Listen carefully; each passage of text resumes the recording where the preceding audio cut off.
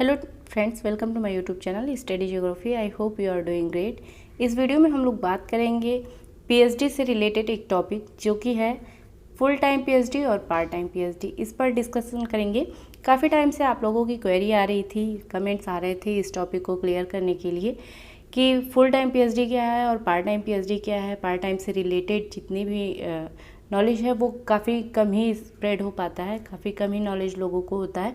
Full time PhD से related तो बहुत सारी जानकारी होगी, लेकिन पार्ट टाइम से लेके बहुत सारे डाउट्स होते हैं। तो इस वीडियो में हम लोग सारे डाउट्स को क्लियर करेंगे, जैसे कि आपके फुल टाइम पीएचडी और पार्ट टाइम पीएचडी का ड्यूरेशन क्या होगा, क्या दोनों सेम ड्यूरेशन में ही कंप्लीट करना होता है या अलग अलग ड्यूरेशन होता है, इसका फेलोशिप मिलता है या नहीं मिलता है, फुल टाइम में फेलोशिप मिलता है या नहीं, पार्ट टाइम में मिलता है या नहीं, और मिलता भी है तो कौन सा फेलोशिप मिलता है।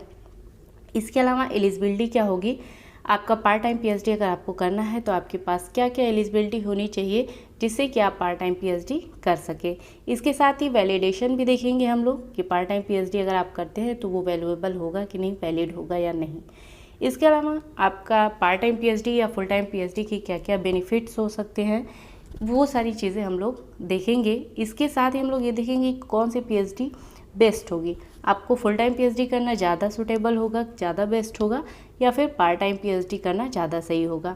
इसके साथ ही आज हम लोग देखेंगे टॉप 10 यूनिवर्सिटीज़ जहाँ से आप पार्ट टाइम पीएचडी कर सकते हैं। फुल टाइम पीएचडी के लिए आपको हर यूनिवर्सिटी से इनविटेशन आता है, इनवाइट किया जाता है एप्लीकेशन फॉर्म को, और आपको एप्लीकेशन फॉर्म फिल करने के बाद ही एडमिशन ले सकते हैं।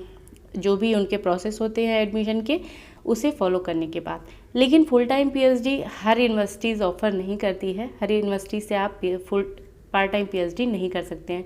तो ऐसे टॉप 10 यूनिवर्सिटीज़ को देखेंगे जो कि जहाँ से आप पार्ट टाइम पीएचडी कर सकते हैं।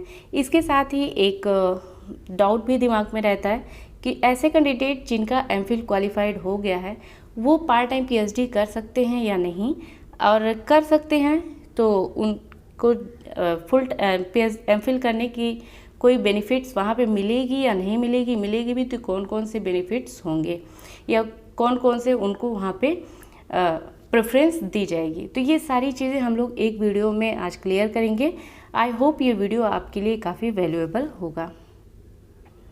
अगर आप चैनल पे नए हैं तो चैनल को सब्सक्राइब कर लीजिए, क्योंकि इस चैनल पे आपको पीएचडी एडमिशन से रिलेटेड सारी डिटेल्स दी जाती है, सारे अपडेट्स दिए जाते हैं। जितने भी नोटिफिकेशन आते हैं वो आपको मेरे चैनल पे वीडियो के माध्यम से बता दिए जाते हैं, वो चाहे शॉर्ट वीडियोस के माध्यम से हो या डिटेल वीडियो के माध्यम से। इसके अलावा असिस्टेंट प्रोफेसर की वैकेंसी कवर की जाती है, टीचिंग पोस्ट के रिक्रूटमेंट, नॉन टीचिंग पोस्ट के भी रिक्रूटमेंट यहाँ पे कवर किए जाते हैं। बहुत सारे वैकेंसीज़ हैं, बहुत सारे पीएचडी में एडमिशन के नोटिफिकेशन है, आप देख सकते हैं प्लेलिस्ट में। आपको अगर पीएचडी में एडमिशन चाहिए तो प्लेलिस्ट में देख सकते हैं कौन कौन सी यूनिवर्सिटी से अभी ऑनगोइंग है एप्लीकेशन फॉर्म।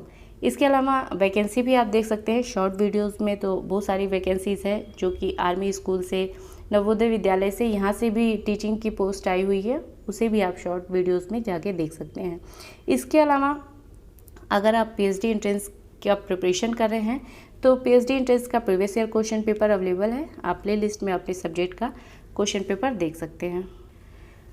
अब एक एक करके हम लोग सारे टॉपिक्स को क्लियर कर लेते हैं। सबसे पहले बात करते हैं ड्यूरेशन की कि कितना समय आपको लगेगा फुल टाइम पीएचडी में और कितना समय आपको मिलेगा पार्ट टाइम पीएचडी के लिए। फुल टाइम पीएचडी के लिए जो ड्यूरेशन होता है वो मिनिमम आपका 3 साल का होता है और मैक्सिमम जो होता है 6 साल होता है।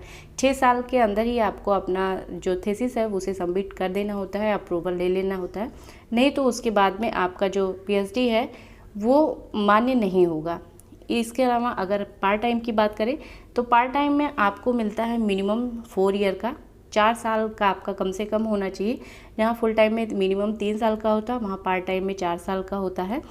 और इसके साथ ही आप इसे एक्सटेंड कर सकते हैं 8 साल तक, क्योंकि ये आपका पार्ट टाइम होता है, इसमें आपको पूरा समय नहीं देना होता है।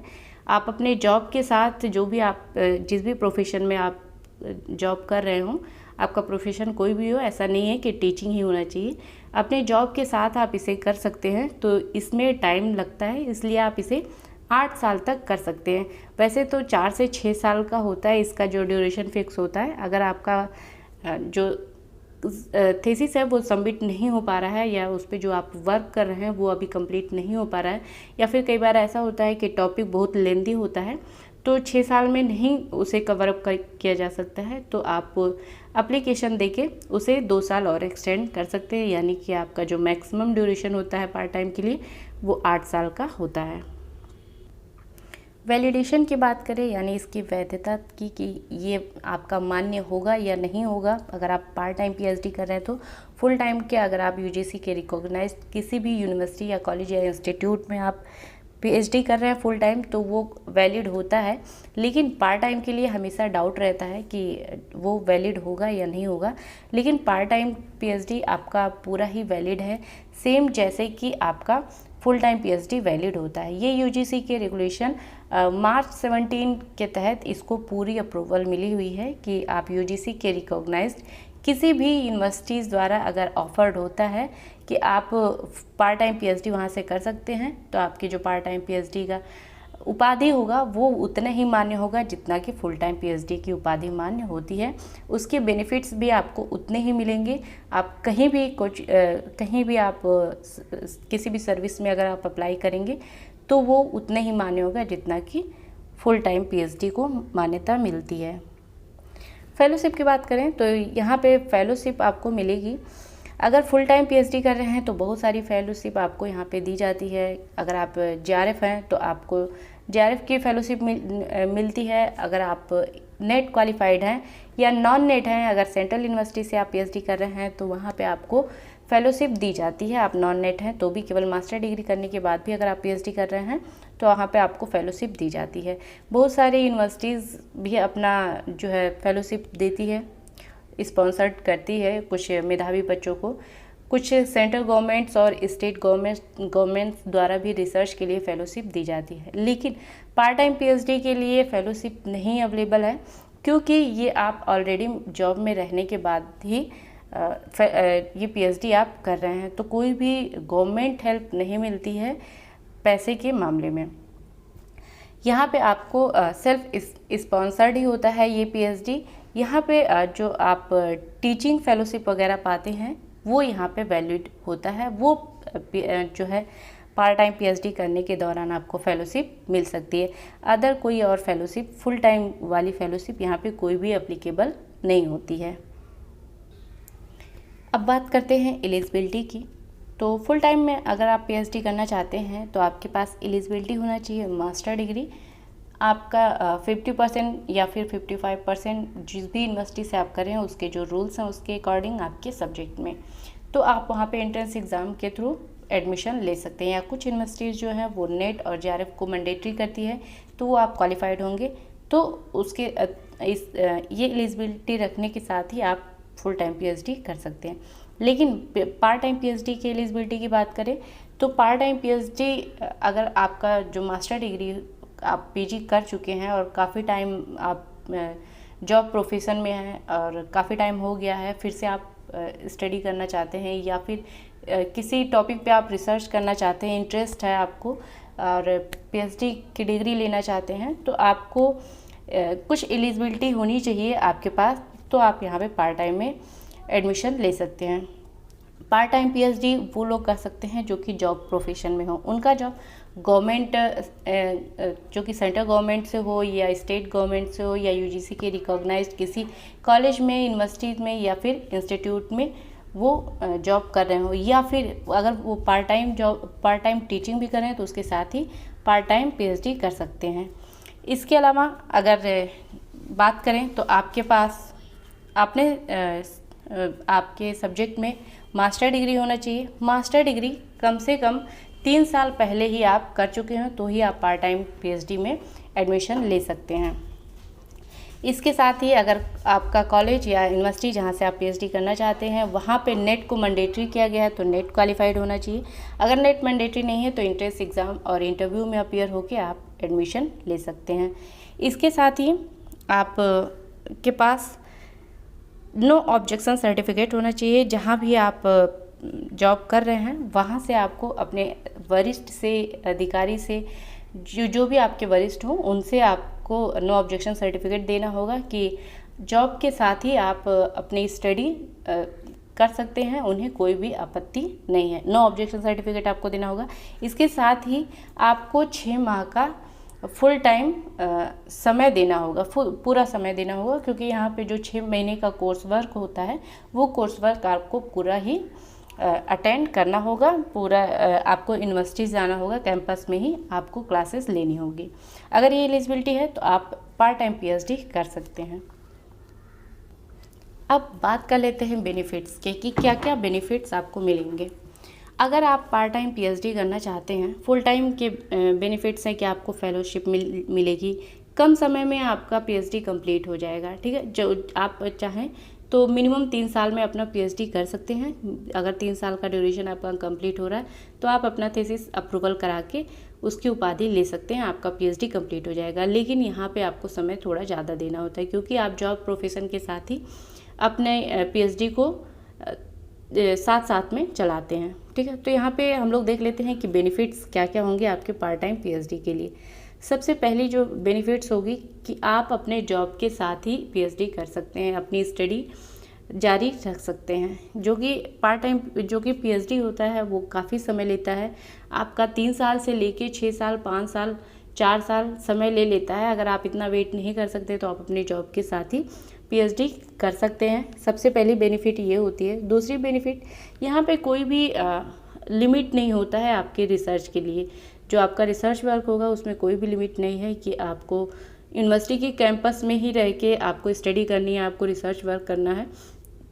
आप ऑफ कैंपस भी अपना रिसर्च कर सकते हैं, अपनी स्टडी कर सकते हैं, उसे सबमिट कर सकते हैं। इसके अलावा कोई आपका जो टाइम लिमिटेशन होता है, यहाँ पे बेनिफिट्स मिलते हैं। आप 8 साल तक अपनी पीएचडी को पूरा कंप्लीट कर सकते हैं, और 8 साल तक अगर आप किसी यूनिवर्सिटी के टच में रह रहे हैं तो ये काफ़ी वैल्यूएबल होता है। आपके नॉलेज में भी जो है काफ़ी आपका नॉलेज भी ब्रॉड होता जाता है, और आपके पास समय होता है अपने रिसर्च को पूरा कंप्लीट करने के लिए, और उस पर हर एक टॉपिक पे आप अच्छे से रिसर्च कर सकते हैं। इसके अलावा अगर बेनिफिट्स की बात करें तो कोर्स टाइम, जो आपका कोर्स फीस होता है, जो कोर्स वर्क होता है 6 महीने का, उसकी जो फ़ी होती है तो वो कम होती है as compare to full time PhD. अगर आप फुल टाइम पीएचडी का कोर्स वर्क का जो फ़ी होता है वो उसके कंपेयर में पार्ट टाइम पीएचडी का जो कोर्स वर्क का फ़ी है वो कम होता है। ऐसा नॉर्मली होता है, लेकिन ये डिपेंड करता है यूनिवर्सिटीज़ द्वारा कि यूनिवर्सिटी कितना फ़ीस किससे ले रही है। ठीक है, ये सारे बेनिफिट्स हो गए। अब हम लोग देख लेते हैं टॉप 10 यूनिवर्सिटीज़ की जो जहाँ से आप पीएचडी कर सकते हैं।